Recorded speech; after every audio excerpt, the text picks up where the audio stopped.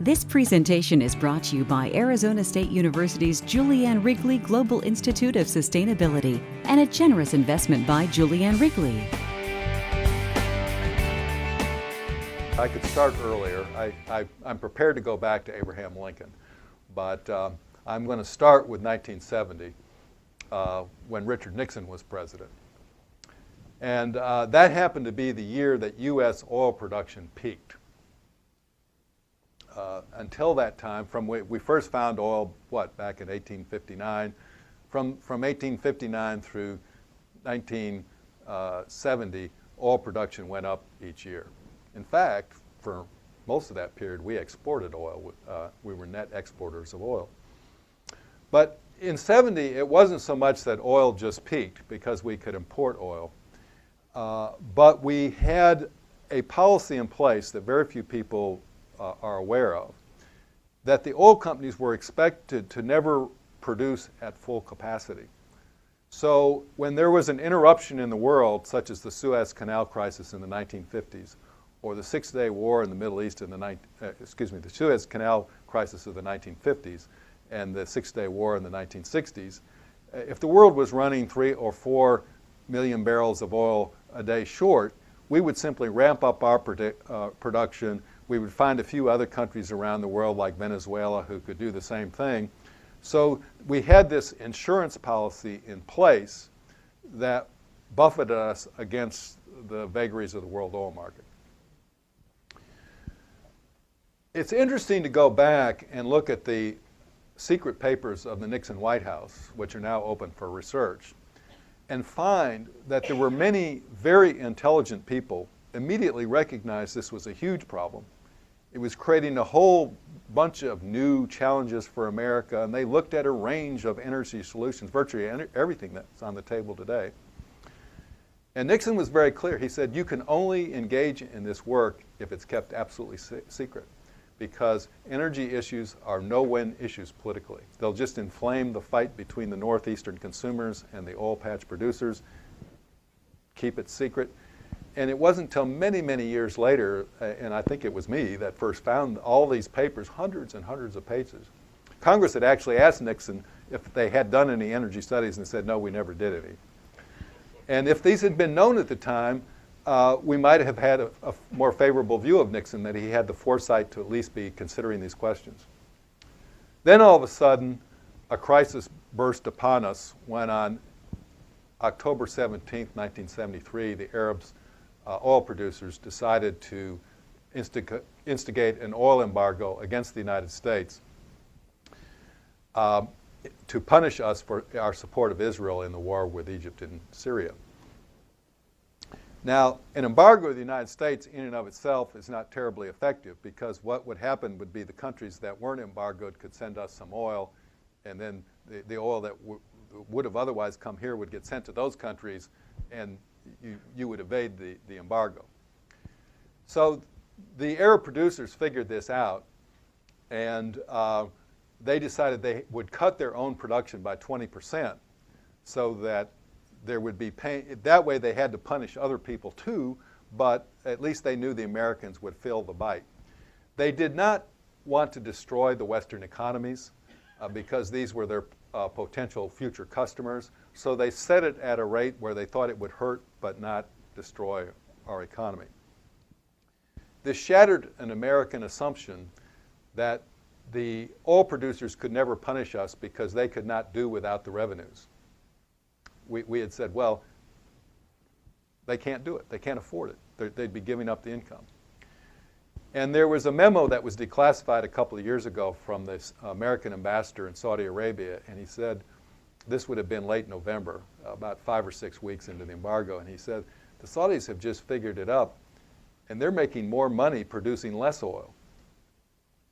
And I would argue that that was an important turning point in the world market when the oil producers figured out they could earn more money by producing less oil, because the unit price increase in a commodities market goes up more than your loss of volume. Now that memo got lost in translation. Kissinger never figured it out, who was Secretary of State at the time. But the rest of OPEC did, and OPEC at the beginning did not support the Arabs and increased their production to some extent. But when they saw what was happening, they said, this has taught us a lesson. We can afford now to reduce production and extract these large sums from the Americans. There is a line of thought, which happens to be incorrect, but it's shared by many people, that the United States did nothing to deal with the problem of oil dependence. Even under Nixon, we instituted the 55-mile-an-hour speed limit. In fact, Nixon wanted to make it 50. We started putting much larger amounts of money into energy research. Under Ford, President Ford in 1975, the Congress passed the first mileage efficiency standards for automobiles, which raised them from the then about 14 miles per gallon to 27.5 miles per gallon by the year 1985. It also established a strategic petroleum reserve, and it also put in place a mechanism by which price controls on oil were eventually abolished, which was a problem. So we're starting to take action. Then under Jimmy Carter, we passed two major pieces of legislation in 1978 and in 1980. And we start to make some progress in reducing oil imports. But suddenly we lose sight of that because a major event comes on the scene just about the time that the 1978 energy package passed. A revolution begins in the country of Iran, who was our most staunch oil producer ally. We had an extremely close alliance with Shah of Iran that went back to President Franklin Roosevelt. He became almost a member of NATO effectively in terms of arms purchases. We were selling huge amounts of weapons to him. And, but there started to be a strike against him, a revolution, which eventually for a while led to the complete shutdown of Iranian oil production and huge shortages in the world market, which put people back again into panic. Just as in the 73-74 embargo, the shortage led to gasoline lines, which in that case, some states, 50% of the gasoline stations had no gasoline at all. Again, gasoline lines appeared again in the United States in 1979. But it blinded us a little bit that we were actually starting to address the problem. And when Carter said in July of 1979 that oil imports would never be higher than they were in 1977, people sort of thought that that was hyperbole. However, we never got back to the 77 levels until Clinton's second term.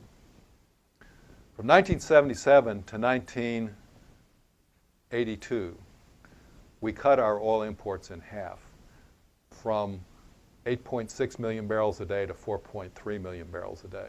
If you look at it in percentage terms, it went from 47% reliance on foreign oil to 28% reliance on foreign oil. Almost nobody knows this. It's not part of the narrative. The narrative is they didn't do anything about it. If we'd listened to Carter, maybe we would have done something to get. But in the 70s, people had seen firsthand these two oil crises. Republicans and Democrats, they knew something needed to be done about it.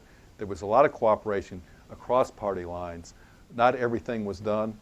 Mistakes were made, but more was done right than wrong. Just to give you one example, we virtually eliminated the use of oil in the production of electricity. In the mid-70s, we were getting 17% of our electricity from oil. It's now down to about 3%. Most of that progress was made in the late 70s. That was just, we started insulating houses better. We had the mileage efficiency standards. We had the oil pipeline from Alaska. A lot of things contributed to this, and it had a very beneficial effect.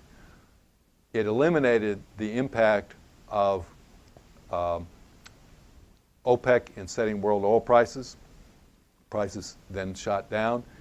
During the 80s, we forget that Iran and Iraq were at war with each other during almost the entire 1980s, undercutting energy supplies from the Middle East in a very significant way.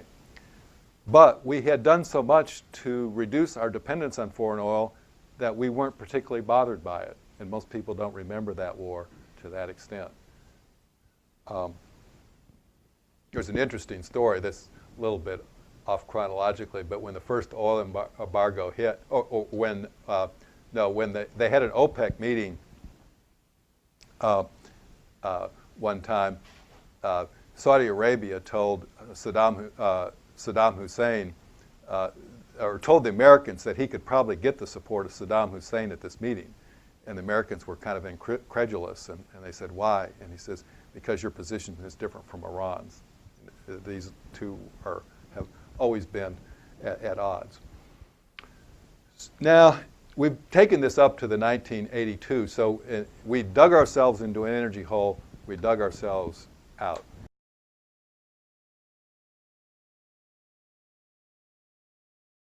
This presentation is brought to you by Arizona State University's Julianne Wrigley Global Institute of Sustainability for educational and non-commercial use only.